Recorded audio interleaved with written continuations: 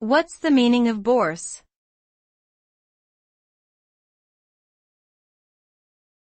Bourse.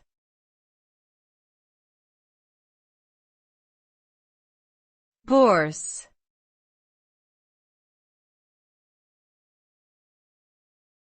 Bourse.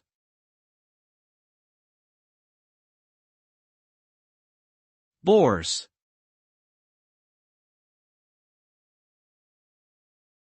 The term bourse is derived from the French word bourse, which means a purse or a stock exchange.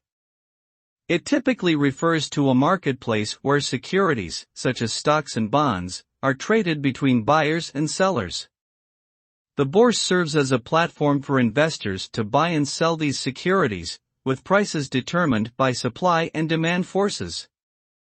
In summary, a bourse is a financial marketplace where securities are traded between buyers and sellers. It provides an important avenue for investors to participate in the financial markets and help set prices for various securities based on market forces.